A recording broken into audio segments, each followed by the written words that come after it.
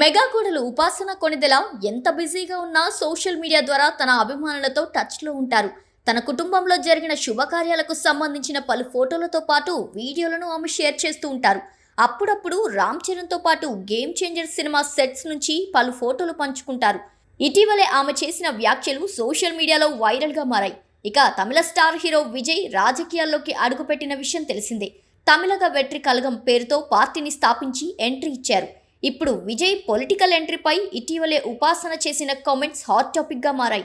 విజయ్ ప్రజాసేవ చేసేందుకు రాజకీయాల్లోకి వచ్చారంటే అది చాలా గొప్ప విషయమని ఉప్సి కొనియాడారు. ఒకవేళ అలాంటి వాళ్లకు సపోర్ట్ చేయకపోయినా వెనక్కి మాత్రం లాగకూడదని అన్నారు. ఇక ఇప్పటి వరకు రాజకీయాలపై ఎక్కడా ఎప్పుడూ ఉపాసన మాట్లాడలేదు. తన మామయ్య పవన్ కళ్యాణ్, నాగబాబు ప్రస్తుతం ఏపీ క్రియాశీల రాజకీయాల్లోనే ఉన్నారు. ఎప్పుడూ నోరు విప్పలేదు. కానీ ఇప్పుడు ఫస్ట్ టైం విజయ్ పొలిటికల్ ఎంట్రీపై ఆమె వ్యాఖ్యలు చేయడం ఇండస్ట్రీలో చర్చనీయాంశంగా మారింది. సడన్గా ఉపాసనకు పాలిటిక్స్పై ఇంట్రెస్ట్ ఎలా వచ్చిందని అంతా చర్చించుకుంటున్నారు. అయితే తన మామయ్య ప్రజలకు సేవ చేశారని, ఇప్పుడు తన చిన్న మామయ్య చేస్తున్నారని చెప్పారు. తాను మాత్రం రాజకీయాల్లోకి రానని స్పష్టం చేశారు ఉపాసన. మార్పు తీసుకొచ్చే నాయకుడికి మద్దతు ఇస్తానని ఆమె చెప్పుకొచ్చారు.